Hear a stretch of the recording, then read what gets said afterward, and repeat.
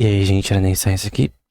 A gente tá na aula 32, que é a parte 3 do livro O Homem, a Economia e o Estado, de Murray Rothbard.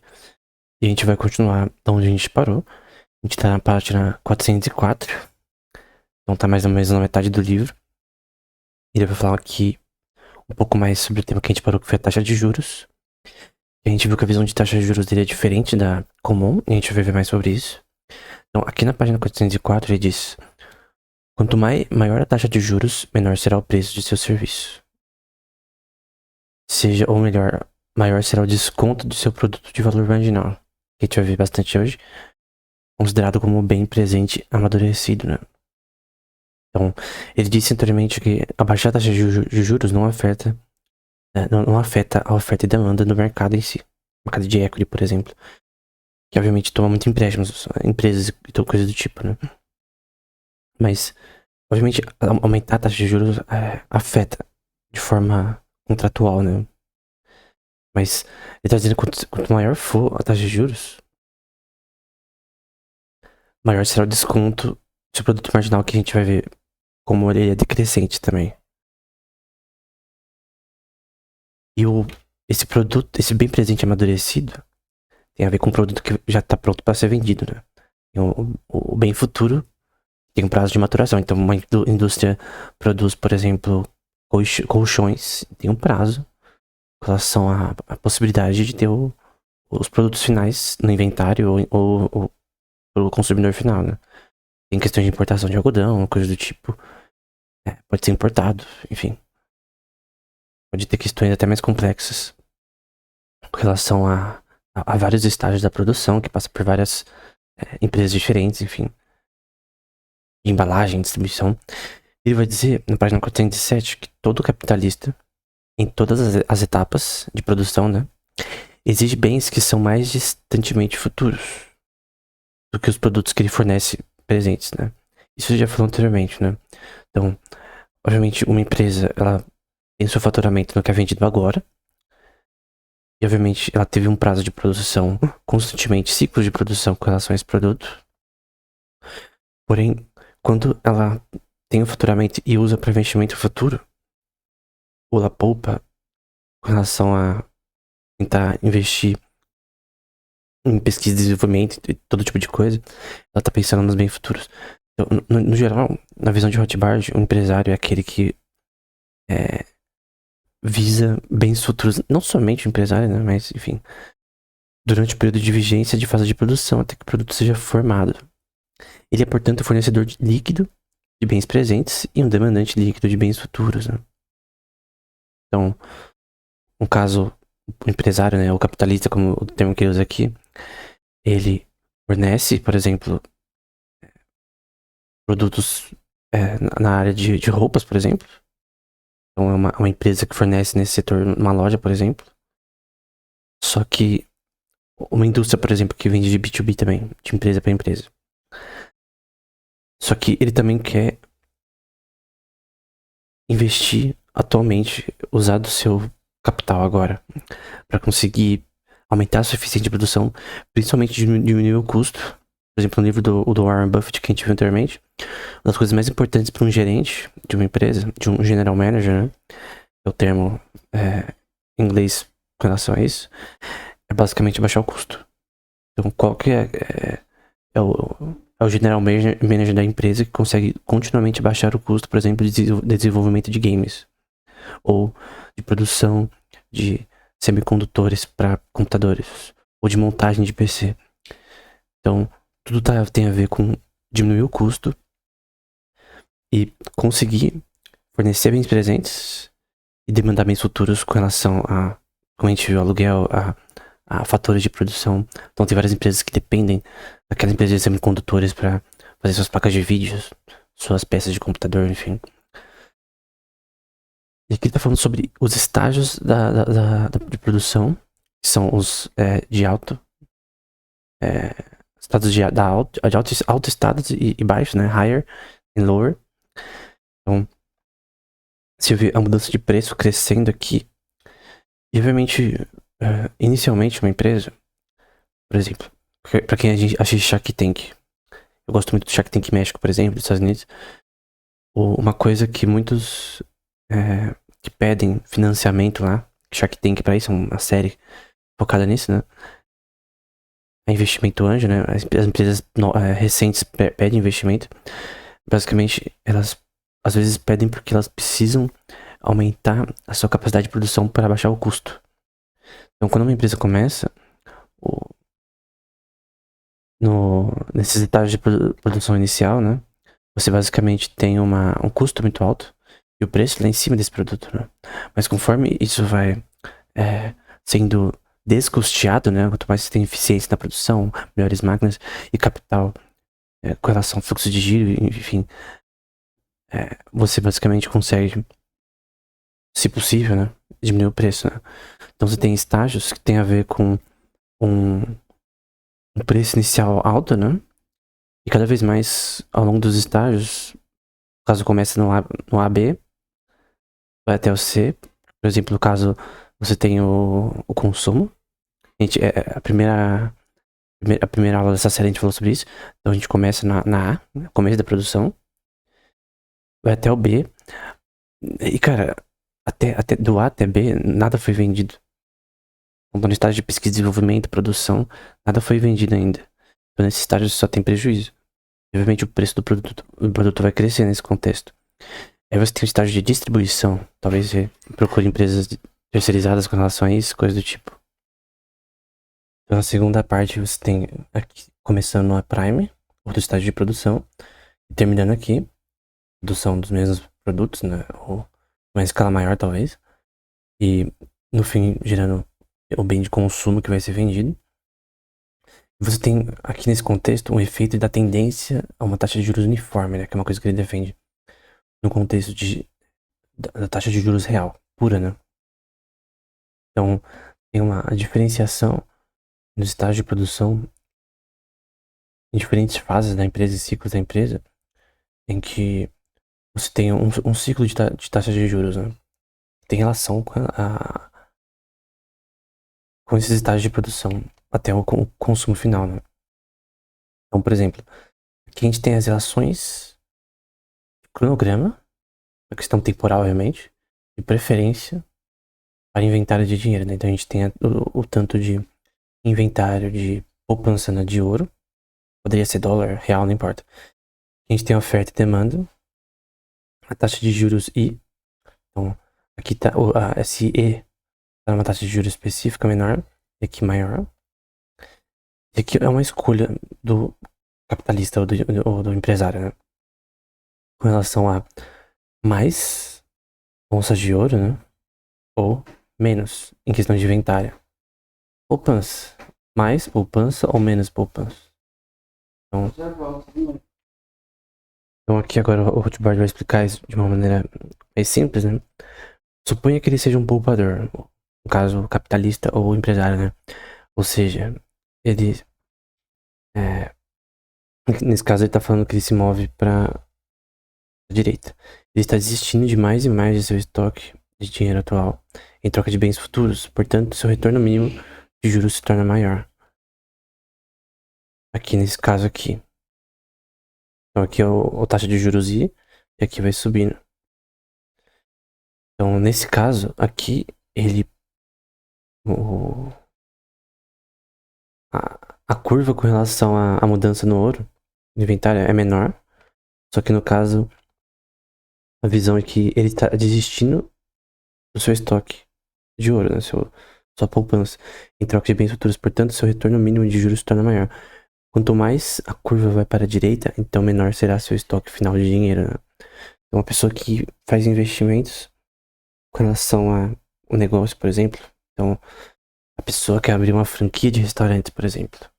Então, para isso ela precisa de dinheiro. Tem que ter um mínimo de dinheiro para fazer isso. Relacionado à questão de regulação, funcionários, fazer a franquia dar certo, coisa do tipo, tem que ter um know-how, né? Você tem que ter conhecimento no tema, conhecimento sobre restaurantes, conhecimento sobre franquias, tem um diferencial, né? De repente uma franquia com relação a chá, eu já vi exemplos, tem franquia com relação a fast food, tem franquia com relação a coisas como o Subway, por exemplo, que é uma forma diferente de você montar o seu lanche, né? É estranho, porque você pode fazer isso em casa. Mas no Subway, você acha interessante às vezes, porque é como se você fizesse uma coisa que você poderia fazer em casa, aqui no shopping. E normalmente no Subway vai ser mais caro, né? Mas a forma que é feita é interessante, né? Então, no caso, quem vai à direita, ele tá desistindo seu capital e tendo uma taxa de juros maior nesse contexto, né? E uma taxa de juros também maior de retorno também. Então, se der certo isso, ele vai ter um retorno maior que se ele poupasse, no caso. Por outro lado, considera o mesmo indivíduo quando é demandante dos bens presentes. Como a curva prossegue para a esquerda, ele aumenta seu estoque de bens atuais e desiste de bens futuros, né? Então, a pessoa que, por exemplo, fala, eu tenho 200 mil reais, eu não quero dar uma entrada pra abrir um restaurante ou uma loja, quero deixar meus 200 mil reais quieto. Na poupança, em títulos do governo, em formas de renda fixa, que é segura, né? Seja títulos, seja fundos, né? Embora eu prefiro títulos. Índice também. Índice e títulos, na verdade, são os principais de renda fixa futura, né? Embora o índice não seja uma renda fixa, né? Ele é uma forma, como o mercado no índice ao longo do ano sempre aumenta, no geral, você tem quase uma forma certeira de ganhos, né? Então, de longo prazo, bem longo prazo, né? Mas o ponto é que quem vai pra esquerda, ele basicamente, ele tá querendo, com relação ao inventário dele, continuar com o seu inventário de poupança. Então ele tá poupando. Então ele demanda bens presentes ao invés de futuros. Obviamente o retorno dele talvez seja. Vai ser menor, né? A não ser que também o empresário a falência, né? Aí vai talvez. Tem duas pessoas, né? A pessoa que vai falir indo pra direita e a pessoa que vai não fazer nada com a esquerda. Pelo menos a pessoa não faliu, por exemplo. Então tem essa questão também. Então ainda a esquerda ele desiste de bens atuais. Perdão, ele aumenta seus bens atuais e desiste dos futuros, né? Antes que ele vendeu seus serviços por dinheiro, ele chama de pré-income, né? Ou antes do faturamento. Então, aqui tem a taxa de juros. E aqui é o estado do capitalista ou do empresário antes de investir seu dinheiro. Então, antes de ele colher, pegar seu 200 mil, por exemplo, no banco, tem poupança, títulos, índice, e ele vai investir em algo que dá mais retorno. 14% para cima, por exemplo, como uma empresa. Embora vai demorar para dar retorno líquido que vai trazer algo para ele. Então, quando ele está alocando sua renda monetária, é chamado de post-income, ou seja, depois do faturamento. Então, aqui é o começo. Então, ele tem o dinheiro guardado, ele guardou o dinheiro por um tempo. E aí, quanto mais ele se move aqui, aí ele vai aqui pro lado em que ele gasta o dinheiro, né? Então, a taxa de juros aumenta, a taxa de retornos possíveis. No começo não vai ter retornos possíveis, principalmente nos primeiros anos, provavelmente depende do tipo de negócio. Mas no fim, você tá desistindo de bens presentes para visar bens futuros, né? É interessante da teologia também, que tem a ver com a visão. Bem aplicável, né? Esse conceito. E aqui, na página 414, ele vai dizer, né? Aqui vemos como um trabalhador ou um proprietário de terras pode ser um demandante em um momento, em uma posição de seu estoque de dinheiro, e um fornecedor em outro momento. Então tem vezes que ele vai ir pra esquerda, aqui, no caso aqui, né? Tem horas que ele não vai investir, ele vai poupar. E tem horas que ele vai escolher investir, né? Escolher arriscar seu capital. Então ele pode ter a posição dupla aqui, né? Às vezes ao mesmo tempo. Ele pode investir em títulos e índices e coisas do tipo. E ainda ser sim um empresário. E ele pode ter em várias áreas ao mesmo tempo. Com diferentes recursos. Por exemplo, porcentagem do seu capital, né? Com muito pouco estoque de dinheiro, conforme representado no diagrama, ele é um demandante, né? Então ele adquire dinheiro na arena produtiva, aumenta seu dinheiro. Portanto, o ponto de origem de sua decisão de alocar sua renda monetária se desloca para a esquerda, de modo que ele pode muito bem se tornar um fornecedor com a sua renda, né? Então, depois do pós-income, ele pode depois começar a ir para a esquerda. E depois ele pode começar esse processo ou não de novo. Então, vamos supor que alguém abriu uma empresa de franquias de chá. Deu certo, depois de um tempo ele vende a empresa e ele vai para a esquerda aqui. Ele pode ser um demandante com relação a esse dinheiro. Ele vai pôr no banco, ele vai pôr em poupança, em títulos, em índice, em coisas do tipo. Algo que não vai ter retorno de alto, né? Talvez 2%, 3% se ele for um cara feliz, né? Mas ao ano. Mas o ponto é que tem ciclos aqui com relação a a relação. A taxa de juros é o retorno dele, em geral. Então, de modo que ele pode muito bem se tornar um fornecedor com a sua renda, né? Ele pode ser tanto alguém que fornece capital e também demanda capital. Que é alguém que tá, por exemplo, assim, quem põe dinheiro no banco, ele tá fornecendo capital. O banco, na verdade. E funciona como colateral também pro banco com relação a outros tipos de investimento, enfim. Embora esse não seja o ponto do Hotmart. Ele se distancia um pouco da parte de empréstimos bancários, por exemplo. Que a gente tem as curvas de tempo de mercado, Time Market Curves, a uma taxa de juros específica. Então, esse TMC é as curvas temporais de mercado. A gente tem o inventário, pré-faturamento da terra. Alguém que quer alugar uma fazenda, por exemplo. Aqui o pré-faturamento do trabalhador. E o pós-faturamento com relação ao empresário, por exemplo. Então, aqui são ciclos a uma certa taxa de juros, né? Talvez seja de até. Aqui no caso, o A e B são questão de produção, né? Então, aqui todo o estágio de produção, depois o consumo, distribuição, de tudo, né? Isso se o produto funcionar, né? Porque pode acontecer tudo isso e o produto ser uma bosta. Então, aqui é uma descrição como funciona no geral. Mas, enfim, no caso, em estágios da produção aqui, por exemplo, de I. Não, de 1, né? 1 até 2. Você tem aqui o cara que tem a terra, né? Ganhando através do aluguel da terra. Pode ser, por exemplo, o aluguel de uma loja. Ou de local que vai ter a fábrica, enfim. Ou qualquer tipo de negócio que tem. Por exemplo, pode ser um estúdio de dança que ensina pessoas a dançar, por exemplo. Qualquer coisa. Então, aqui no caso, antes disso, a pessoa tá no inventário dela, né? Ela guardou o dinheiro, o capitalista, né? O empresário. Agora, ele tá pagando aluguel pra empresa dele. Você já vê a curva de demanda mudando pra direita. Na fase 2 a 3, você tem agora. Você concorda que primeiro, vamos supor que alguém vai ter um mercado. Um mercadinho pequeno, ou de médio de porte. Ou uma padaria. Você concorda que por ordem você primeiro precisa ter a padaria para depois contratar pessoas? Ou vamos pensar aqui. Você não consegue contratar pessoas, ficar na rua e ter uma padaria. Você precisa ter primeiro da padaria, né? Então, primeira padaria. Você não precisa arrendar, né? Você pode comprar, por exemplo. Normalmente é aluguel. Na maioria das vezes é aluguel, principalmente inicialmente. Então, aluguel. Essa fase aqui.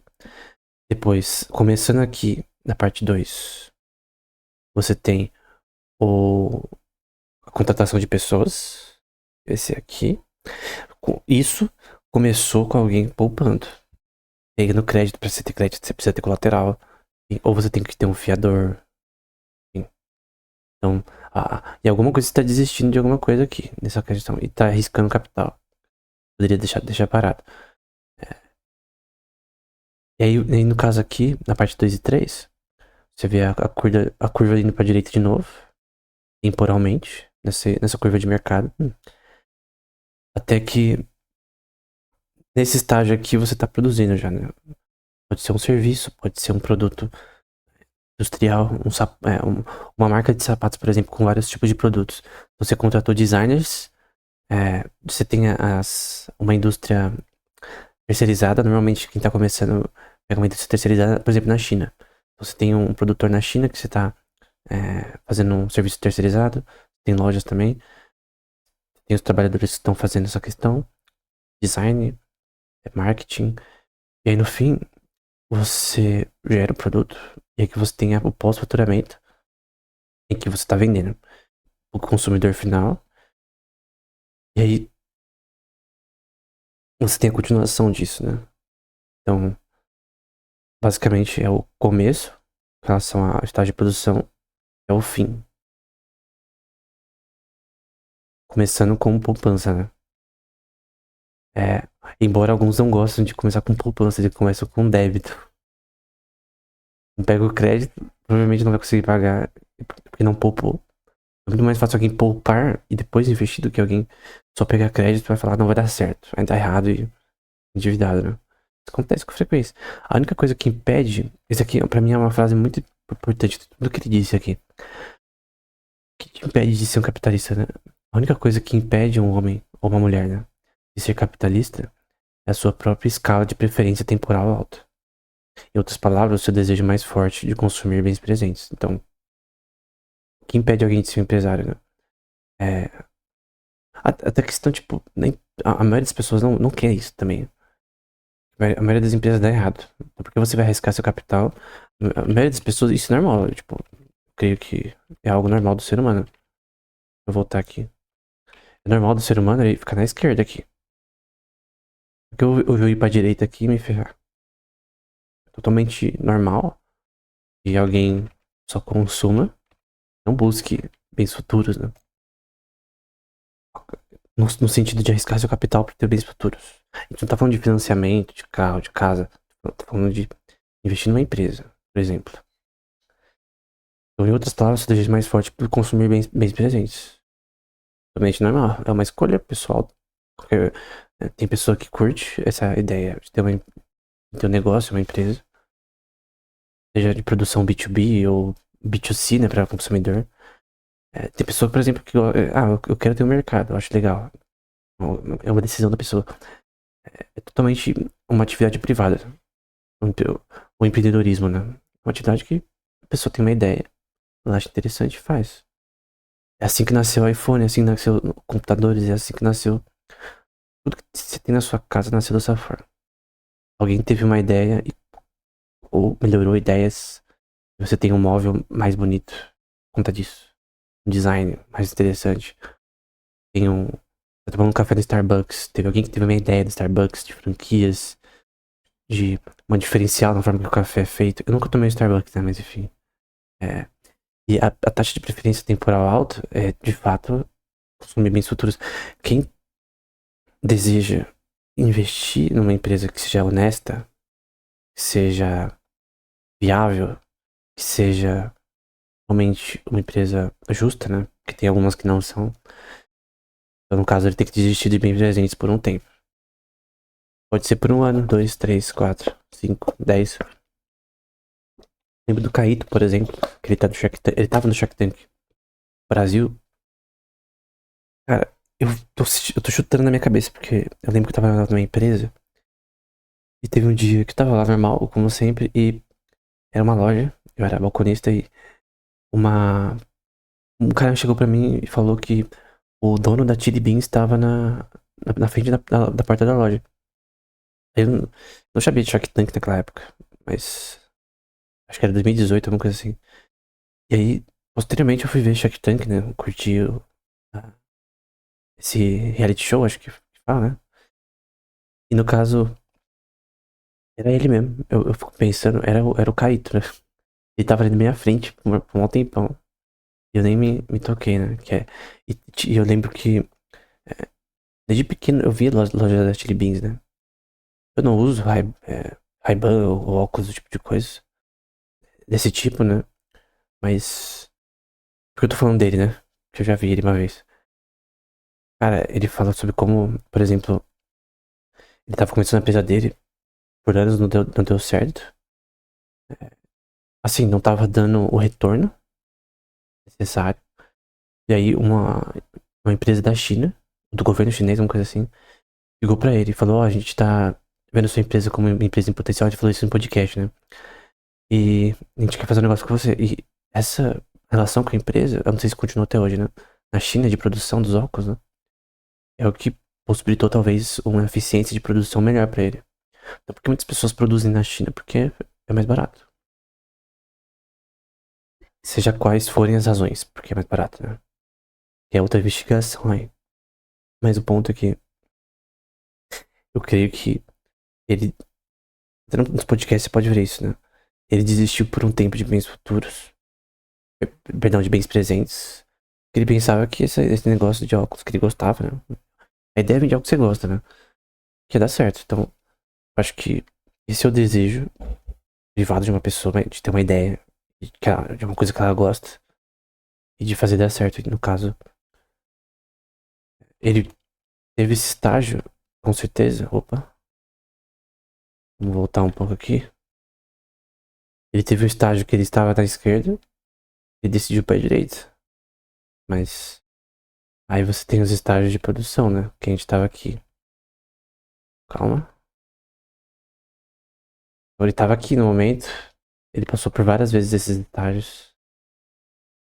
No fim ele conseguiu um fornecedor bom. Mas enfim. É basicamente isso, né? E ele fala os componentes desse TMC, que é o Time Market. É. Time Market Curve, na verdade. São duas coisas, né? A oferta de bens presentes por bens futuros, em que você tem que ter poupança, né? Você estava à esquerda naquela curva, naquele gráfico anterior. E segundo, demanda por bens presentes ou fornecedores de bens futuros, né? Então, no caso, a demanda de produtores, como senhores de terra. Senhores de terra é uma palavra estranha, né? Quem aluga, por exemplo, um escritório na Berrine, algo do tipo, e trabalhadores, né? Então, o trabalhador precisa consumir.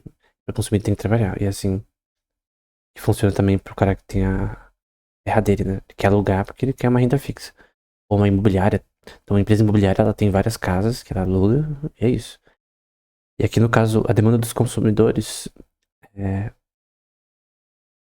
tá falando aqui sobre tomar empréstimos de consumidores, né? Então, e você vai ver, por exemplo, a determinação do equilíbrio da taxa de juros nesse contexto, né? Então você tem o nível de onças de ouro. Esse I aqui sempre vai ser a taxa de juros.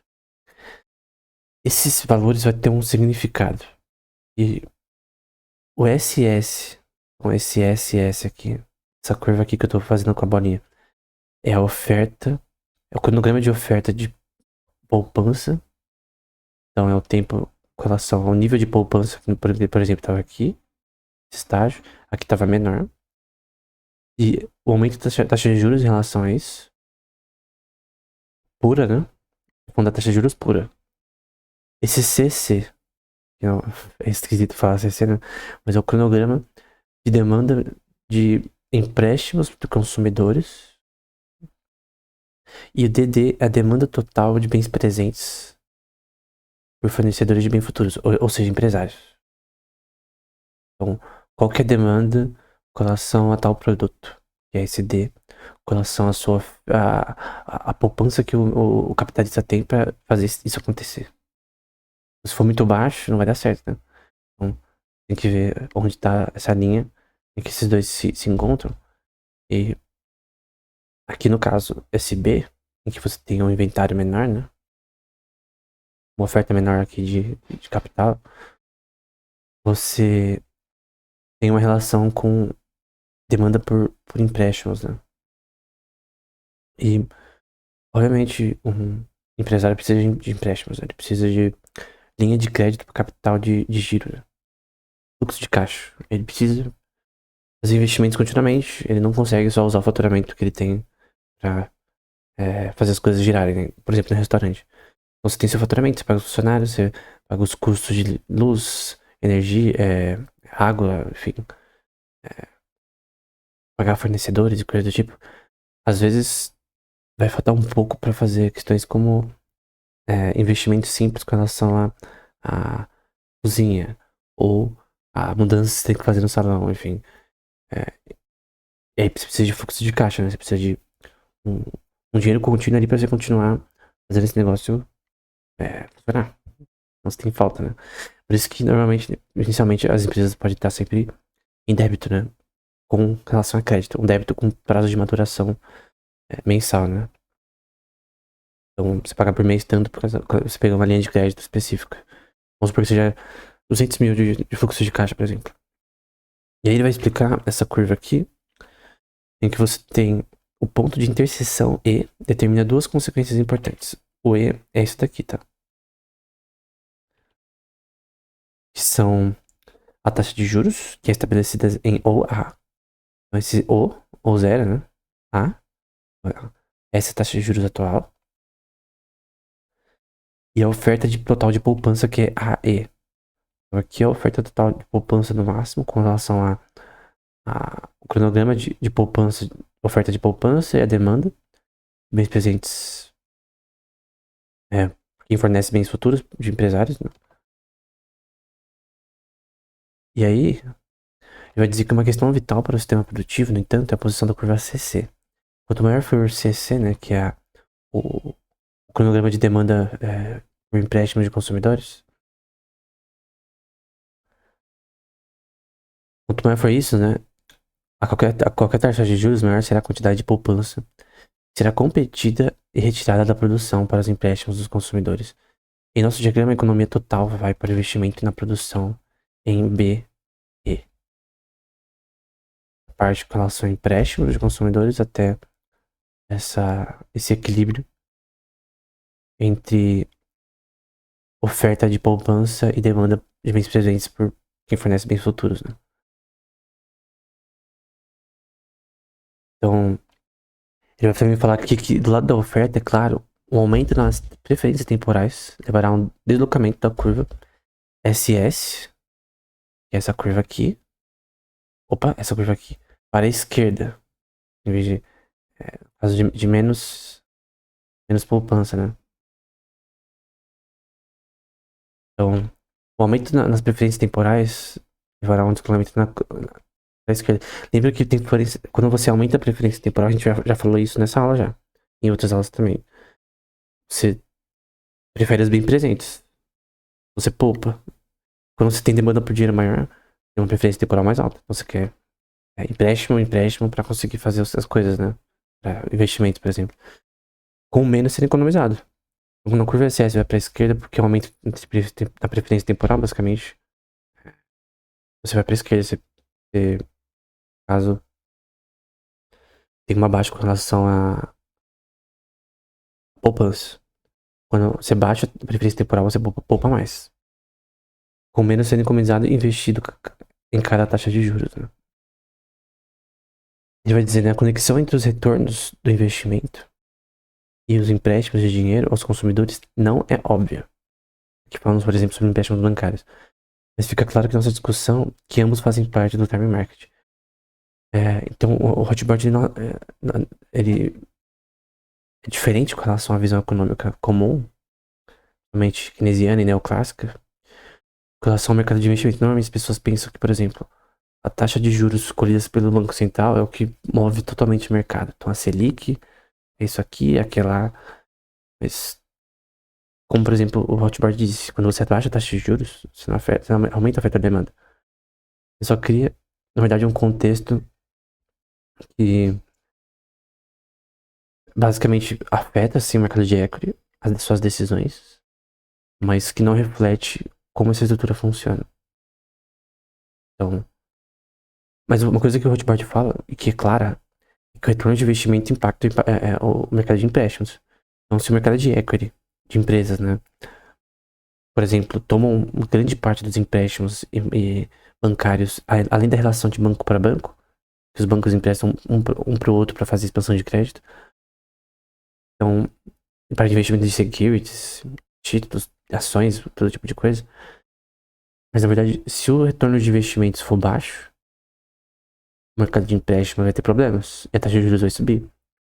Basicamente, se tem uma crise como aconteceu na crise da Ásia, por exemplo, no fim dos anos 90, as ações despencaram. Ou na bolha .com, também no fim desses anos 90, né?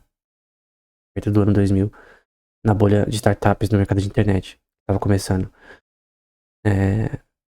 Basicamente, os empréstimos que você fazia não podem mais ter um fluxo tão alto. E aí tem demanda, na verdade, por mais dinheiro, mas você tá num sistema de empréstimos que tá quebrado por conta de uma crise no retorno de investimentos. Então, quando o acionista investe numa empresa, ele quer o retorno. Quando não tem retorno, ele vende ação. E aí, você tem crises. Tem crises, por exemplo, de empréstimos que não estão sendo mais pagos, por exemplo. Linhas de crédito que não estão sendo pagos. E aí você tem que aumentar a taxa de juros. Se a taxa de juros dos empréstimos ao consumidor, por exemplo, fosse maior que a taxa de juros de retorno, a poupança passaria da compra de bens futuros para a compra de mais IOUs, né? Que são promessa de... É relação a crédito. Então, no caso, se a taxa de juros de empréstimo foi maior que a taxa de juros de investimento, você tem de retorno de juros, né? Tem um problema. A taxa de retorno das empresas, obviamente, afeta o mercado de empréstimos no geral. Tem essa relação óbvia. E essa mudança faria com que o preço de fatores futuros caísse. Ou seja, que a taxa de juros de investimento subisse. E a taxa de juros dos empréstimos ao consumidor cairia, como resultado da competição de poupança na área de empréstimo ao consumidor. Tá? Tem muitas coisas aqui. Então, basicamente, se a gente voltar aqui, a gente tá falando de problemas em retornos de investimento.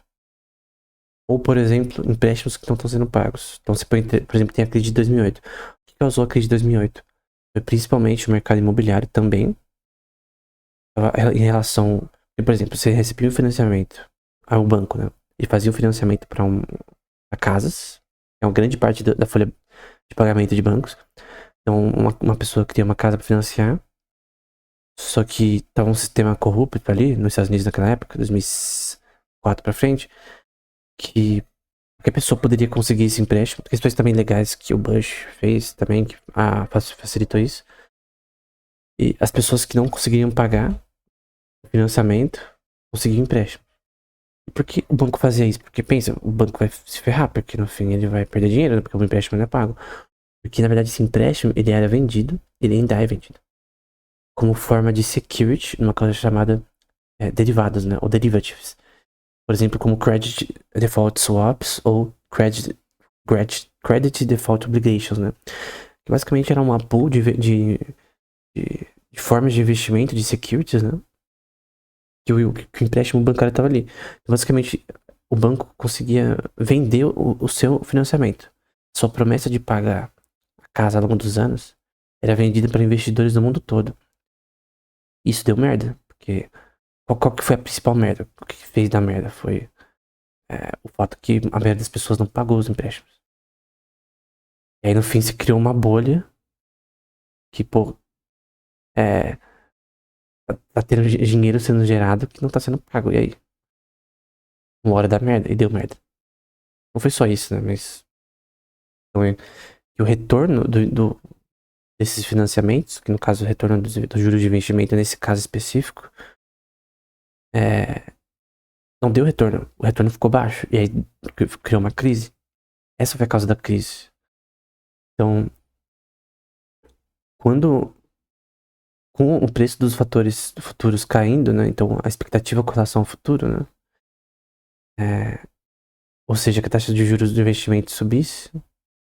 Então pensa, teve essa crise, o que você acha que vai acontecer? As pessoas vão poupar mais. Então a preferência temporal das pessoas é menor. Elas vão consumir menos. As empresas também. Elas não vão investir naquela coisa que elas queriam.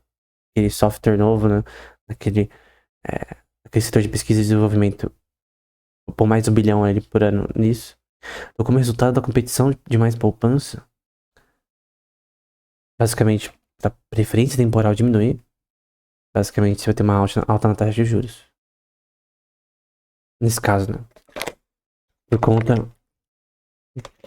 do fato. O que causou tudo isso? É um baixo retorno de investimentos. O retorno de investimento tem uma relação geral com o mercado de empréstimos. Ele fala da concepção que ele não concorda neoclássica da taxa de juros, né? Aqui a gente tá na taxa de juros. E a gente tem os fundos, as pools de fundos com relação a empréstimos. Então, por exemplo, um banco tem tanto que ele pode emprestar. A gente viu isso em outro episódio, né? A gente tem a oferta de fundos e a demanda por esses fundos, né? Quanto mais a preferência temporal abaixa, isso daqui vai pra cá. Quanto mais aumenta, vem pra cá. E aí, no caso, quando ela aumenta num momento de crise, tem problemas.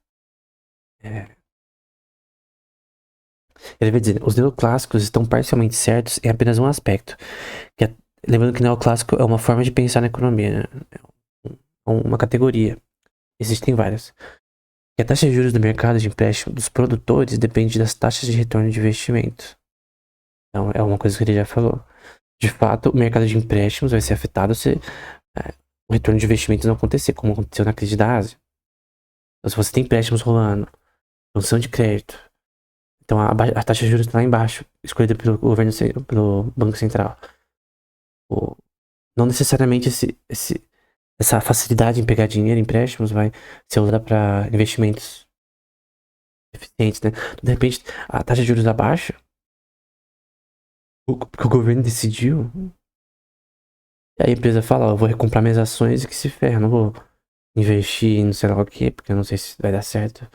De repente, as empresas só estão usando dinheiro, pegando a linha de crédito, porque a taxa de juros está baixa, aí elas pegam mais dinheiro mesmo. Eu vou dizer que é claro que essas taxas de retorno, que serão equalizadas em uma taxa uniforme, constituem da taxa de juros significativa na estrutura de produção. Então, é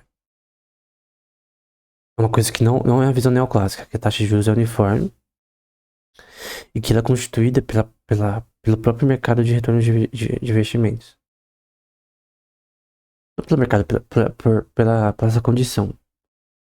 Então, no sentido que ela tem uma diferença entre a que é escolhida pelo governo, por exemplo, a taxa de juros escolhida pelo Banco Central, onde não deveria existir o Banco Central, na verdade, e é natural, né? Então, qual a diferença da taxa de juros contratual e natural, né? A primeira podemos chamar de taxa de juros contratual, onde os juros são fixados no momento da celebração do contrato. Você pega, por exemplo, 200 mil de empréstimo para abrir uma loja, vamos supor, e o juro está em 5%. Ponto. Até o fim do contrato vai ser esse.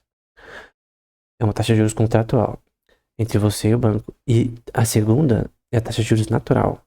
Ou seja, os juros vêm naturalmente, organicamente, por meio de investimentos em processos de produção.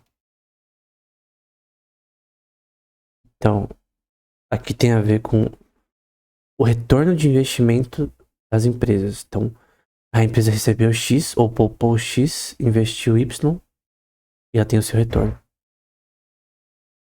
Se o retorno for negativo, quer dizer que,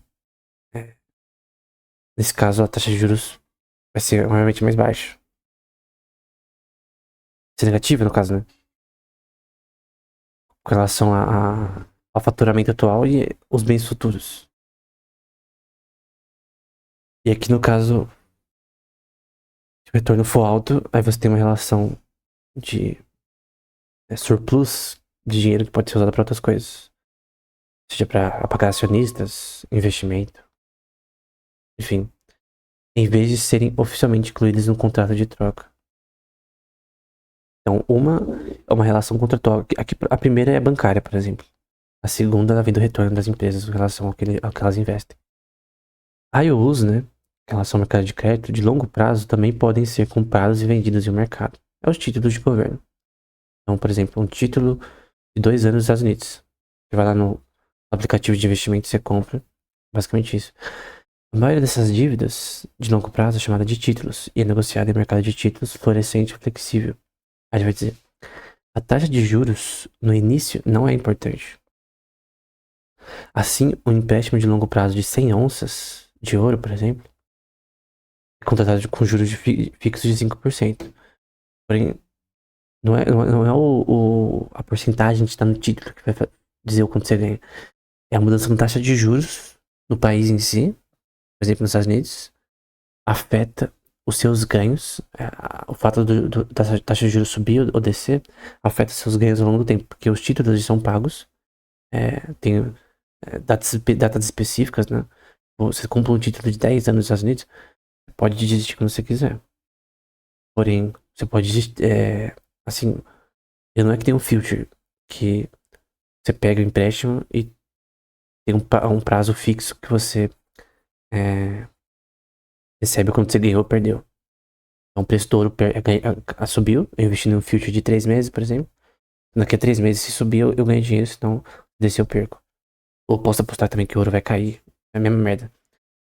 Só que o ponto é que a taxa de juros tem uma relação, né? E o mercado de equity também tem relação com títulos, né? E vários livros sobre investimento em ações falam sobre isso, né? Então, quando o mercado de equity está em baixa, as pessoas compram títulos. O mercado de equity por exemplo, ações de empresas, né? Apple, Tesla, enfim. Meta, Alphabet. Quando o mercado de títulos tá na merda, a taxa de juros sobe muito, aí as pessoas tendem a tirar o dinheiro que tá em títulos, porque você pega temporalmente ao longo do tempo, ao longo do ano, por exemplo, ou dos anos, e aí investe em empresas. Então, se a taxa de juros subir, as pessoas tenderão a vender seus títulos. Eles renderam apenas 5%, investir em outro lugar. Em índice, enfim, ações, ou seja, em empresas inteiras, ações de empresas ou empréstimos de curto prazo. Essa maior disposição para vender títulos deprime o preço do título até que o rendimento de juros do comprador seja o mesmo que a taxa de juros geral, né? É que a taxa de juros mude, né? Abaixo. Então aqui é o exemplo da taxa de juros de longo prazo, concebidas como média de taxas de juros de curto. Então, aqui é o tempo de maturidade de um empréstimo, né? Em meses, por exemplo, em anos. Aqui é a expectativa que cresça a taxa de juros. Aqui é quando não tem nenhuma expectativa, 5%. E quando cai. Então, quando subir, você vende o seu título. Quando descer, você...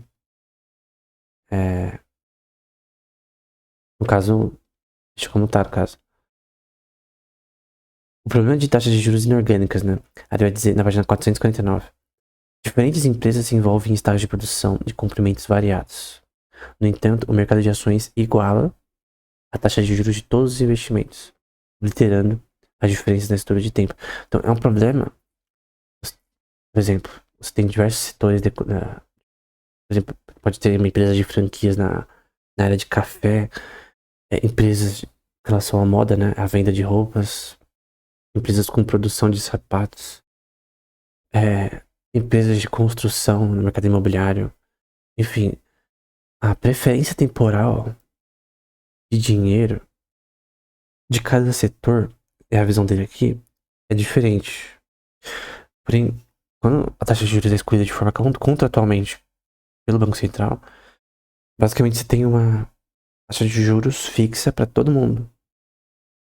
Embora a preferência temporal de cada empresa é diferente, em ciclos econômicos diferentes. Então, quando ela é definida pelo mercado, tem uma equalização da taxa de juros definida pelas diferenças temporais de cada um. Então, a curva de preferência temporal, que ele vai dizer posteriormente, depende do setor. Só que é impossível. Um ser divino pode escolher a taxa de juros perfeita para todas as empresas possíveis e inimagináveis que vão pegar empréstimos naquele banco. E esse é um ponto importante do porquê taxas de juros inorgânicas, né, ou seja, escolhidas por uma pessoa no Banco Central, nunca vão funcionar. E ponto. Obliterando as diferenças na estrutura de tempo tão completamente que se torna difícil para muitos escritores compreenderem o próprio conceito de período de produção. Porque quando você fala de taxa de juros orgânica, né? No caso aqui, ele não tá falando apenas no contexto da definição de taxa de juros de empréstimos, né? Ele tá falando com relação ao mercado de equity. Então, o mercado de ações iguala a taxa de juros de todos os investimentos. Então, ele tá fazendo uma correlação nesse contexto. O mercado de equity tem relação de retorno de investimento e a questões com relação às empresas no geral, né? Agora vai ser um tema um pouco mais difícil. Então, assim, os termos, eu sei que pode ser complexo, não precisa decorar. Pode vir com calma e ver várias vezes essa parte, porque eu creio que talvez seja um pouco mais difícil. Ela começa na página 456 e eu creio que ela é muito importante. Isso que eu vou pôr aqui. Então, ele vai falar sobre produto de valor marginal ou marginal value product, né? Então, produto de valor marginal é a receita monetária que pode ser atribuída ou imputada a uma unidade de serviço de fator. Tanto que muitos dizem que o produto o, esse produto de valor marginal tem que ser igual ao faturamento marginal, né? De uma empresa. Eu vou dizer que o produto. É uma equação isso daqui, tá? É o produto de valor marginal, porque a oferta de valor está em unidades discretas. Este produto marginal, né, de valor marginal, é descontado pela taxa social que as pessoas definem, né? As empresárias, por exemplo, os consumidores de empréstimos, de preferência temporal, ou seja, pela taxa de juros anual. Então, todo capitalista terá que empregar um fator, ou melhor, serviço de um fator, pode ser nos estágios de produção, coisa do tipo, pode ser terceirizado esse fator, ao preço que será pelo menos inferior ao seu desconto de produto marginal. Ou seja, você tem que ter um custo menor que o seu faturamento, né? Só que no caso ele tá falando de faturamento. Nesse caso ele tá falando sobre o que se subtrai do produto de valor marginal. Calma que vai fazer sentido. Na parte de equação, né? O produto marginal, nesse contexto de valor marginal, é a mudança no output de produção. Então, por exemplo, você produz sapatos. O quanto de sapatos você cresceu em produção, ou você pode crescer em produção, dividido pela mudança de trabalho que você necessita. Então, por exemplo, de trabalhadores, por exemplo. Quantos a mais de trabalhadores ou máquinas, importa, ou de capital investido, enfim, que você precisa com relação à sua produção. Então, se você aumenta os dois ao mesmo tempo, o que acontece? Esse é o produto de valor marginal. Então, aqui na primeira equação, a gente tem a derivada da mudança da quantidade de produção. Então, por exemplo, estou produzindo mais sapatos. Quanto eu posso produzir de mais sapatos em relação ao que eu gasto para produzir eles, que não vai dar merda. Então, por exemplo, algo muito simples. Tem uma empresa, uma indústria. Você produz sapatos. Nesse caso, seu departamento financeiro vem, aí você fala com ele, ou com ela, né? Com a líder do departamento financeiro, por exemplo, de produção, logística. Você vai falar assim, ó, eu quero aumentar a produção de sapatos de 1 milhão para 1,1 milhão. Ok. 1 milhão anteriormente, que é esse Y0. Aqui são duas equações, aqui é uma outra equação diferente na direita. Por isso esse ponto e vírgula, né? Então, você quer aumentar ou seja, eu tô aqui, anteriormente foi 1 milhão, né? Esse I é um valor continuamente decrescente, né? Então, esse valor é 1 milhão inicialmente, e eu aumentei para 1 milhão mais 1. Continuamente, eu vou aumentando esse valor, né? Tá? 1 mais 1, 2 mais 1, 3 mais 1. Então, se eu adicionar 3 sapatos, vai ser 3 mais 1. Se eu adicionar 4 sapatos, esse I vai ser 4 mais 1. Se eu adicionar mais 1 milhão de sapatos, vai ser 1 milhão mais 1. Perdão, 2 milhões mais 1. No caso, esse daqui, pra quem não tá acostumado com essa notação, temporalmente, ao longo do tempo, dt, o quanto eu tô adicionando de sapatos de produção em relação a os trabalhadores ou máquinas que vão ser associadas a esse custo para produzir. Vai ter uma hora o quanto que eu produzi, então isso aqui é uma soma, é uma integral, tem o mínimo e o máximo com relação ao meu quanto que eu tenho que gastar para produzir e o máximo que eu posso gastar para produzir, porque o meu faturamento, minha poupança não é infinita, né? Minha linha de crédito não é infinita, então tem o mínimo que eu tenho que gastar para fazer isso daqui, para produzir e o máximo. A questão, qual que é o tamanho de produção que vai dar merda na empresa? Qual que é esse valor? É o valor que é abaixo da demanda. Eu não vou voltar a aulas anteriores, mas a gente viu que tem.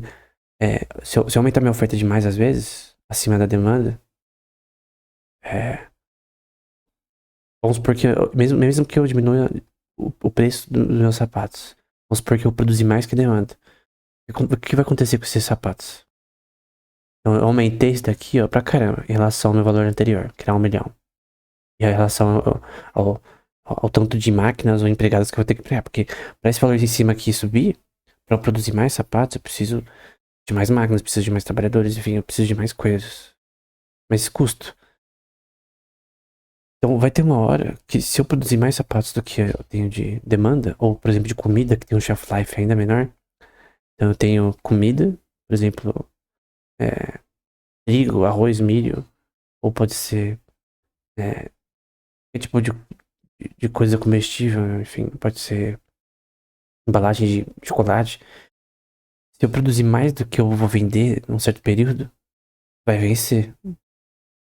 Então, o quanto que eu posso aumentar esse valor em relação ao quanto que eu preciso gastar na produção? Então, para mudar o valor de cima, eu tenho que mudar o valor de baixo. Para eu produzir mais, eu vou ter que ter uma máquina melhor. Eu tenho que ter mais pessoas para operar essas máquinas, enfim. Para eu abrir outra fábrica e produzir mais, eu vou ter que gastar mais também.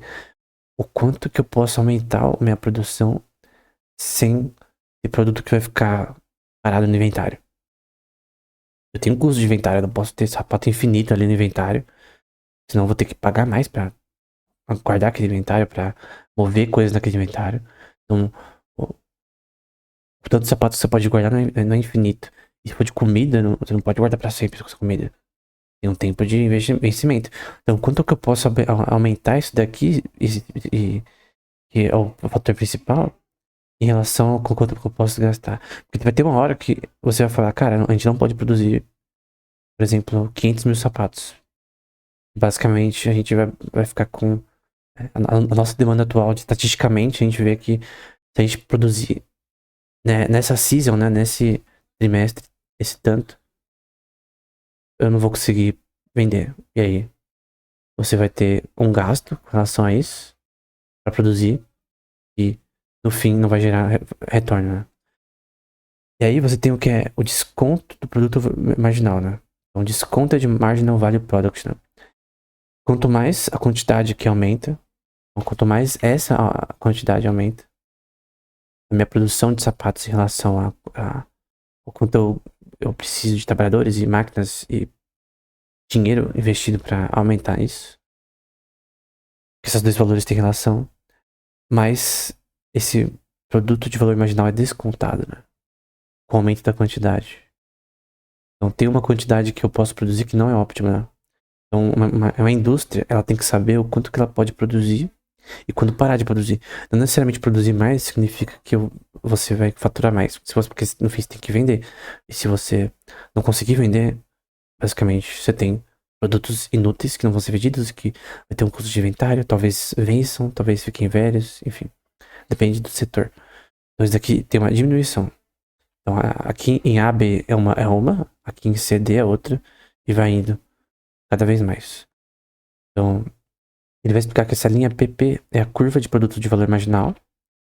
Então essa é a curva de um fator e está sempre diminuindo à medida que se move para a direita. Porque novas unidades de oferta entram nos usos. Cara, lembra dessa parte. Dessa parte você vai explicar essa equação de uma forma assim, perfeita. Tudo que eu falei vai fazer sentido. Porque novas unidades de oferta, nesse caso, sempre entram nos usos que não são mais produtivos na receita. Então estou produzindo mais do que eu posso vender, vai ficar no inventário, o inventário vai crescer. Se for comida, pior ainda. Se for produtos em relação a esse tema, pior ainda. No fim, por exemplo, eu tenho uma empresa que produz refrigerantes. Tem um prazo de vencimento. Não posso produzir no meu ciclo de produção para sempre refrigerantes, porque a não ser que eu tenha demanda para isso. Então vamos supor que eu consigo distribuir mais. Eu consigo ter mais distribuidores afunilar meu canal de produção, meus canais de distribuição. Eu tenho um faturamento marginal suficiente e eu consigo vender mais rápido esses sapatos. Aí você consegue. Mas se você não consegue vender o suficiente, você vai ter produto a mais inútil que não vai ser vendido. Que não são mais produtivos de receita. Então você tem que saber o quanto que tem que. Estatisticamente, historicamente, né? Obviamente no começo você não vai saber. Não tem como você prever a demanda, mas tem como estatisticamente ver as demandas anteriores, estimar as futuras. Então, o quanto eu posso aumentar esses valores aqui sem dar merda. O custo tá aumentando também. Você tá tendo um custo de uma coisa que também você não vai vender. Não é só o negócio que vai ficar parado lá. É o custo que você teve pra produzir que no fim não gerou nada. Isso para todos os setores possíveis e inimagináveis. Por isso que daqui é tão importante. Uma empresa de produção. Então, quando a oferta é o A, e aqui a gente tem o até o A. Opa. O produto marginal, né, de valor, é AB. Que é esse daqui. Então, quando a quantidade vai até A, então o meu produto é aqui. Só que quando vai de 0 até C, ou de U até C, você vê que o produto marginal foi descontado. Vamos supor que eu vou até Z. Eu vou pôr um Z aqui. Então Z. E é aqui, ó. Cada vez mais o produto marginal é descontado. Cada vez mais você vai ganhar menos que você tá gastando numa coisa que você não vai vender. Então, você tem que achar qual que é o... De 0 eu vou até quanto? Produção de sapatos, de comida. Cara, isso aqui é muito importante. Tanto pra você entender como empresas podem fazer isso errado e ter problemas de faturamento. Ou até na sua própria empresa. Talvez você não tenha uma empresa, você seja um gerente de uma empresa de produção. Você tem que saber se isso daqui tá certo na sua empresa. Isso aqui é basicamente uma coisa essencial. Quando a oferta é maior que 0C, o MVP é menor que CD. Então, quando a oferta é maior que isso daqui, né? Ela vai, por exemplo, até aqui. Basicamente, vai dar mais merda. Então, é basicamente isso. Essa parte. Aqui, a gente tem as duas coisas, né? O valor marginal descontado e o MVP é descrito dessa forma, né? E a gente tem várias interseções aqui que ele vai explicar. Lembrando que aqui a gente tem a quantidade. Lembra que essa questão de que qual que é a quantidade que você consegue ainda assim aumentar seu faturamento. Qual é a quantidade que, se você aumentar demais o seu faturamento, de cair, né? Você tá gastando numa coisa que você não vende. O vencimento do fator é a linha de produção, né? É a linha EF na quantidade OE. Então, quantidade OE vai até aqui. A linha EF, que é o fator de produção. A linha sólida é o cronograma do produto de valor marginal em vários suprimentos. Não precisa ser só um sapato, pode ser várias linhas de sapatos ou várias linhas de produtos que você faz. Pode ser várias linhas de carros que você faz na indústria. Enfim. O MVP da fonte OE e A, né? OE e até o A, que no caso onde vai o MVP, onde as linhas se intercedem, né? Agora a linha que é o D, D1, D1, D2, D2, é o cronograma de produtos de valor marginal descontado a uma determinada taxa de juros, né? Aqui é produto de valor marginal. E aqui é o desconto associado com relação a... E daqui vai gerar a questão de taxa de retorno. Essa taxa de juros aqui tá falando de taxa de retorno dos investimentos, né? Pode ter relações com linha de crédito sendo tomadas, enfim. A uma determinada taxa de juros. E aí, vai ter essa parte, não é difícil, tá? Na verdade, isso aqui é bem fácil. Então, só segue o que eu vou falando. Então, aqui vai dizer que o PF é o que é chamado de produto físico médio. Então, produto físico médio é PF, em que a produção é dividida pelos fatores. A gente já vai ver como faz. A gente já viu anteriormente isso aqui. Quando nós adicionamos uma diferença, esse delta aqui é de diferença de fatores, ou seja, vamos voltar aqui. Eu estou adicionando mais. Aqui não é a mesma equação, tá? Aqui no caso é o produto de valor marginal. Mas quando eu adiciono mais fatores, com relação à produção, que é isso que tá falando. Ó. No caso aqui, o total aumenta pela diferença em P. Produção. Aqui são fatores, aqui produção. O produto marginal físico corresponde ao aumento com relação a essa produção. Então, isso aqui é o que foi produzido. Isso, fixo. Aqui é fixo. Dividido pelos fatores. E aqui é a mudança ao longo do tempo. Que eu vou adicionando. Mas aqui tá crescendo continuamente, daqui é o fixo. Então,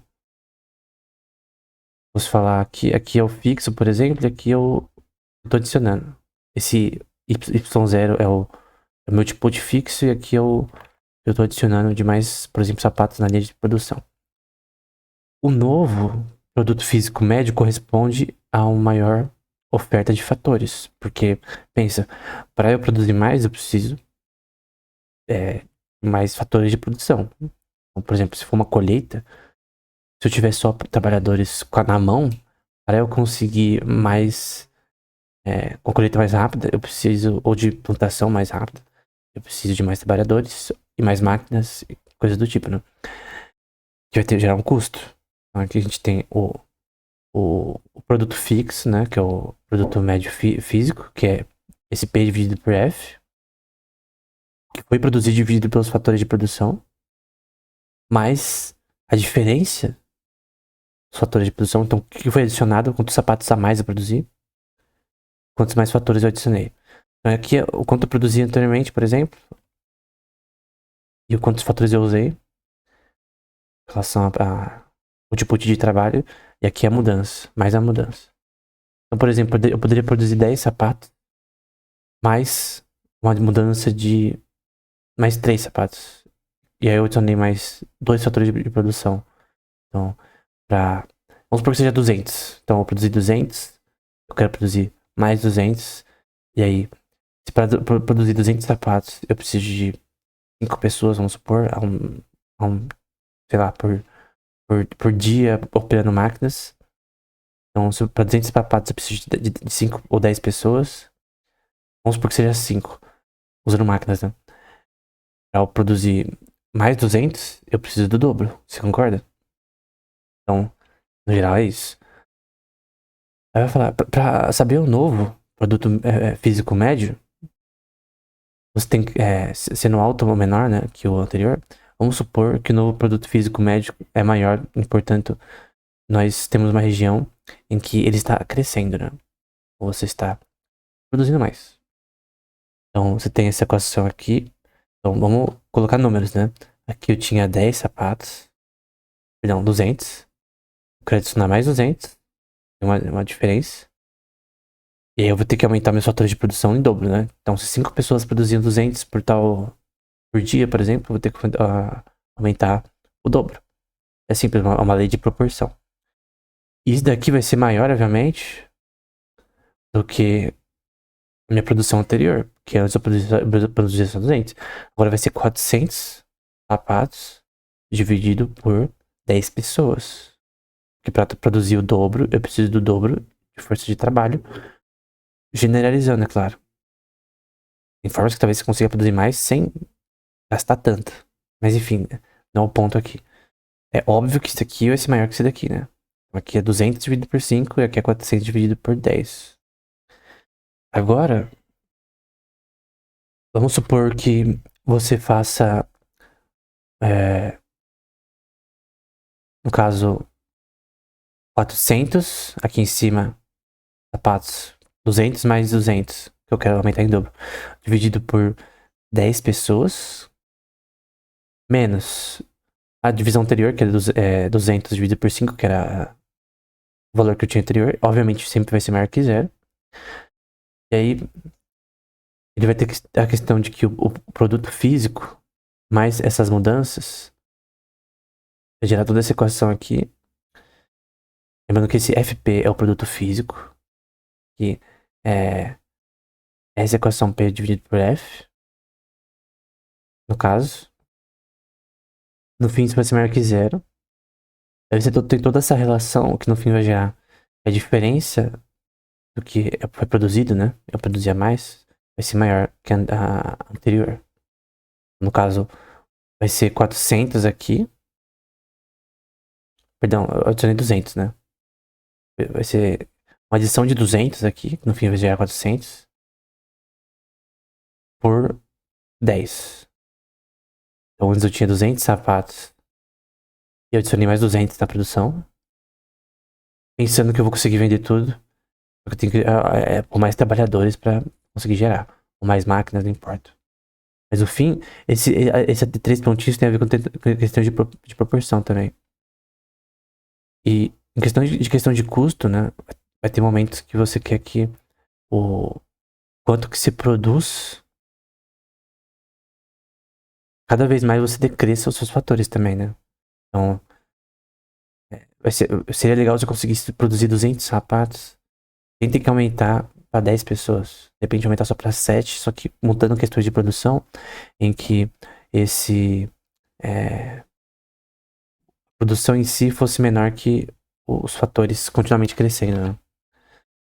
E no fim, ele adiciona uma constante, tendo em vista que esse valor sempre será o produto físico marginal. Então, porque assim, o produto físico médio é P dividido por F, o produto dividido pelos fatores. O produto físico marginal é o quanto eu adiciono ao longo do tempo. Então, tendo em vista essa é a parte verde aqui, até eu adicionei cor para isso. Que o produto físico marginal, que é o que eu estou adicionando de sapatos, dividido pelo que eu estou adicionando de fatores, é igual ao produto médio físico. É o produto dividido pelos fatores, que anteriormente foi 200 por 5. Você pode adicionar uma constante aqui. E usando leis aqui simples de aritmética, né? Você tem A dividido por B é igual a C dividido por D. E aí você consegue dizer que A dividido por B é igual a C mais A dividido por D mais B. É uma questão aritmética simples. E você pode aplicar essa questão aritmética para o que você está tentando mensurar aqui. Então, se você está se perdido, guarda duas coisas. Essa equação é para o produto físico marginal, em que você quer entender o que está adicionando, nesse caso de sapatos, na sua produção, e o que está adicionando de fatores. Em que, se possível, você quer diminuir os fatores, né? Você quer aumentar a produção sem aumentar tantos fatores proporcionalmente. Isso vai ser igual ao produto médio físico com uma adição de uma constante. E aplicando essas leis da aritmética, ele vai dizer que o produto físico marginal, que a gente já viu, eu já expliquei várias vezes, né? Chega de explicar. Vai ser igual àquela equação anterior que a gente viu, com uma constante sendo adicionada aqui. Esse valor sempre vai ser maior que aquele ali. No caso, como isso daqui sempre vai ser maior, você pode adicionar uma constante aqui. Em que você tem aquela equação anterior com a adição de uma constante. Como K é positivo, então você pode fazer uma inequalidade aqui. Em que você põe a constante aqui do lado dessa parte. E você concorda que a constante, se for maior que zero, sendo ambos os lados iguais aqui, você pode ver. Se eu tirar o K aqui, por exemplo, os dois lados ficam iguais. Então, no caso, o produto físico marginal mais... Não, o produto físico médio mais o produto físico marginal seria igual ao produto médio, que é o P dividido por F, mais o produto físico marginal. Espero não ter confundido ninguém, mas é só você voltar, talvez, se você consiga pegar. Eu sei que isso daqui é meio complexo de ficar pensando, mas se você decora o que é cada um, você lembra. Você consegue acompanhar. Então, é meio difícil de entender, porque obviamente é um pouco complexo isso daqui. Embora matematicamente é simples, é um pouco complexo de se lembrar as coisas. Entenda que adicionando uma constante, como os dois lados são iguais aqui, sem a constante, você adicionando uma constante, esse lado fica maior. Por fim, no geral, tudo isso era para falar é uma equação áurea aqui, que é aplicada em diferentes contextos por ele, que está na página 471. Então, se você quiser, você pode ver lá. O produto físico marginal, que é a diferença dos sapatos que eu adicionei de produção. Antes era 200, eu adicionei para mais 200. dividido pelos fatores de produção. Por exemplo, eu tava em 5, coloquei para 10 trabalhadores. Vai sempre ser maior do que o meu produto físico médio anterior mais essa mudança. Novamente, o produto marginal, essa diferença, vai ser maior que o produto médico físico anterior em relação com o produto de valor marginal. Mas pode falar, mas como? Porque a mesma equação daqui tá aqui. Você adiciona os valores positivos, que é o P e F. Só que o ponto geral que ele quer falar é que sempre essa mudança vai ser maior do que você produz em média. Então, uma empresa ela sempre tende a buscar eficiência de produção. Então, ela sempre tende, por exemplo, a diminuir os fatores de produção, por exemplo. Então, isso aqui é com o tempo, tá? Não é uma relação diária ou semanal. Mas com o tempo, isso daqui tende a ser maior que essa parte aqui. Você concorda que esse valor cresce continuamente e esses valores não. Embora essa parte sim. Então, no longo prazo, esse valor, se quer uma mudança, pode ter um valor ad infinito, né? Até o máximo de produção. É de um mínimo até o máximo que você pode gastar com relação ao quanto de sapatos você pode produzir e quantos de trabalhadores você precisa para produzir esses sapatos. Ou quantas de distribuição na Amazon, por exemplo, ela consegue fazer, o tanto que ela pode gastar para distribuir a produção, a logística com relação à distribuição de livros, coisas do tipo. Então, a Amazon quer distribuir mais no tempo menor. Então, ou ela quer produzir mais em relação a produtos que ela vende. Para isso ela tem que gastar mais com mais trabalhadores. Só que com relação à eficiência dessa produção marginal, esse valor vai tender tender a ser maior. Então, isso é aplicável quando você entende as leis com relação a isso. São 3 leis que Rothbard cita. Então, se você não entendeu nada que eu falei até agora, pelo menos pega essa parte.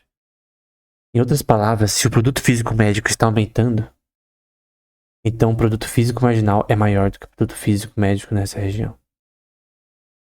Então, se esse lado PF está aumentando, então o lado que é esse daqui, que é o produto marginal, é maior do que o produto físico nessa região. No geral, é isso que a gente está vendo. A segunda lei, onde o produto físico médio está diminuindo, que é o produto dividido, no caso foi 200 dividido por 5, no nosso caso.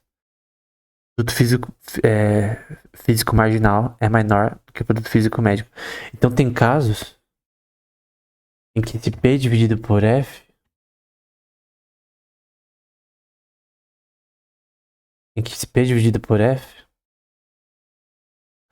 vai ser maior que essa mudança. Em que esse lado, tira essa constante, vai ser maior que esse lado. Então, é outra lei. Então, vai ter vezes que o produto físico médio está diminuindo e o produto físico marginal é menor que o produto físico médio. Então, tem vezes que ele é menor. Quando o produto físico médio está no máximo, o produto físico marginal não deve ser inferior nem superior, mas igual. Então, tem momentos em que isso vai ser igual. Tem momentos que vai ser maior. Entende? Tem momentos que isso daqui é maior. É igual, quer dizer. Tem momentos que essa relação entre que você tá aumentando de produção e o que você produz no geral, em média, vai ser igual. Tem vezes que vai ser menor ou maior. Basicamente uma inequalidade. Tecnicamente. Essa é a terceira lei, né? Quando o produto físico médio está no máximo, o produto físico marginal não deve ser nem inferior nem superior. Mas igual. Então vamos lá. Tem vezes que ele vai ser menor, produto físico médio, o produto físico marginal. Tem vezes que ele vai ser, no caso, maior. Tem vezes que vai ser igual. Basicamente isso. Na prática, a gente tem aqui esse APP, que é o produto físico médio, a curva, em relação a aumento na quantidade de produção, e o produto físico marginal. E que você vê que tem uma curva crescente aqui que desce muito mais, né? Em fatores de produção, em que ele decresce continuamente. É a questão do desconto, né? De valor do produto marginal, que tive anteriormente. Então, produto médio não. Ele permanece nessa linha aqui. Na prática, você tem as unidades de fator, por exemplo, com relação à produção. Eu coloquei aqui como A. O produto total que você produziu, a gente usou o exemplo de 200 sapatos. Aqui, por exemplo, pode ser 10 com diferentes unidades de produção, né? Então, vamos supor que com 2 trabalhadores você produz 10, com 3 trabalhadores você produz 18 e com 4, 25. Então, tem uma relação de unidades de fator de A para 5, né? Então, 2 vezes 5, 10. No caso, 3 vezes 5 é 15, né? Aí você tem um aumento. 4 vezes 5 é 20, no caso. Então, no caso, você aumentou nesse contexto. Não é de A para 5, tecnicamente. Mas no fim, você vai ter o produto físico médio, que é, por exemplo, aqui vai ser 10 dividido por 2, 18 dividido por 3, 25 dividido por 4. Só que esse valor vai... Você vê que ele não tem uma linearidade, né? Ele tem um decrescimento conforme a quantidade aumenta. Vai ter um decrescimento conforme essa quantidade de produção aumenta. E unidade de fatores empregados. Então, esse é o ponto. Esse valor decresce. Assim como o produto marginal. E o produto marginal, lembra que é a diferença de produção. Esse valor aqui, só que o que você adiciona, né? Então, a diferença do que você adiciona aqui ao longo do tempo. Então foi de 10, 18, 25. É o que eu estou adicionando ao longo do tempo. Com relação às unidades de fator. Então a marginal, ela vai ser menor do que o produto médio ao longo do tempo. Como a gente vê aqui. Que você vai aumentando esse produto total, em média. Vai aumentando as unidades de fator. E você vai fazendo essa equação continuamente. Então, você vai adicionando produtos e tal, e unidades de fator, até que você tem um decrescimento no faturamento em relação a isso, como a gente já viu anteriormente. E tudo na prática, né? Qual será a forma do cronograma do produto de valor marginal? À medida de que a oferta de um fator aumenta, outros fatores permanecem os mesmos. Segue-se que a produção física total do produto é maior. Um estoque maior, dada a curva de demanda de consumidores, levará a uma redução do preço de mercado. Bom, vamos lá. No geral, à medida que a oferta de um fator, é aqui, aumenta, os outros fatores permanecem os mesmos. Segue-se que a produção física total do produto é maior. Então, quando isso aumenta, eu tenho mais pessoas trabalhando. No geral, você quer que o produto aumente, né? Eu tenho 5 pessoas produzindo e aumento para 10, ou 500 para 1000. Eu espero que esse custo vale a pena, né? Eu tenho que produzir mais. Seja um serviço. Enfim. Então, se eu tenho mais pessoas trabalhando, mais máquinas trabalhando, eu quero produzir mais, é óbvio. Só que aí, é óbvio que vai crescer isso. Você vai ter um estoque maior. E você vai reduzir o preço de mercado. Então, se tinha sapatos, por exemplo. Vamos supor. Eu tô vendendo aqui sapatos. Vamos supor que eu faço uma curva de demanda aqui. Uma demanda por sapatos, no geral. Vamos supor que eu produzo acima da demanda. Não, abaixo da demanda. O preço vai aumentar porque as pessoas vão comprar demais e no fim vai faltar sapatos e eu vou ter que fazer o preço maior. Tem uma falta com uma demanda maior. Quando a demanda ela for maior que a oferta, perdão, menor que a oferta. Então a oferta é maior que a demanda. Vamos supor que a quantidade passou tanto que meu supply, né, a minha oferta tá maior que a demanda. Eu vou ter sapato no inventário que eu não vou vender, vai ter um custo pra isso e vai ter faturamento que você não vai conseguir. Se for comida, pior ainda. Se for, por exemplo, chocolate, se for alimentos que você vende em embalagem, né? Tem um prazo aí pra vencer. Leite moça, enfim, qualquer coisa. Tem um shelf life, né? Obviamente, se tem um shelf life maior, 5, 6 anos é diferente, mas, por exemplo, um shelf life de 3 anos, por exemplo, de 3 meses, 2 meses é diferente da comida, né? Então, no caso, tem que pegar o ponto óptimo entre eles, né? É esse B, né? Por exemplo. Que você tem uma relação entre o que você produziu, que é a quantidade, o produto físico médio, que é isso daqui. Opa. Que é isso aqui. Por exemplo, 10 dividido por 2, 2 dividido por 3. E o produto marginal, que é a diferença contínua que eu estou adicionando. Então, inicialmente foi 10 dividido por 2, 18 dividido por 3, esse número vai aumentando ao longo do tempo, como a gente viu anteriormente. Então aqui é o ponto de equilíbrio entre tudo. A gente poderia talvez chamar de ponto óptimo, né? Aqui, de 0 até D, tá tudo certo. Vou produzir e eu não vou ter uma queda, supondo que a demanda pelo produto e minha distribuição não seja eficiente, com relação ao meu faturamento. Mas quanto mais eu tenho um valor descontado dessa produção marginal, com relação à demanda, por isso que ele falou de demanda ali no final,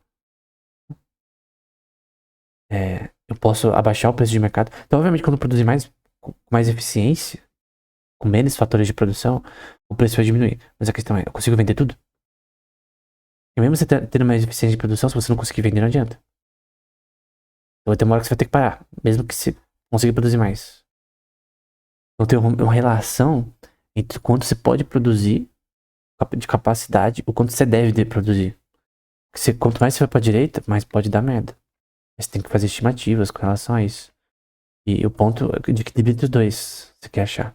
Porque em 0A, ou A, você tem um valor decrescente com relação à produção marginal. E que você tem um valor descontado, que no fim vai dar merda. Então, essa é a relação entre esses dois, né? Então, para colocar aqui as 3 leis juntas, né? Que o Rothbard cita, que a gente viu anteriormente. Então, aqui você tem quando o produto de valor marginal é igual. Essa relação do produto físico médio. Quando é maior. Primeiro sempre vai ser o produto marginal. Quando é menor. Então, eu não sei se bate exatamente com o que a gente viu. Essa última, principalmente. Mas ele adiciona as constantes nas equações deles. Mas, no geral, essa é a relação que ele tenta demonstrar, né? As 3 leis que a gente viu anteriormente. Então, era isso. Espero ter sido útil. Eu creio que essa parte de baixo eu não consegui resolver exatamente. Se a gente pensar, por exemplo, de fala aqui que tem vezes que o produto marginal vai ser igual, nesse caso igual, nesse caso menor. O produto físico médio está diminuindo, o produto marginal é menor, físico médio. No caso, essa segunda, essa daqui, essa azul. Não tá na ordem, tá? Então, essa é a terceira, essa é a primeira e essa é a segunda. Primeira, segunda, terceira.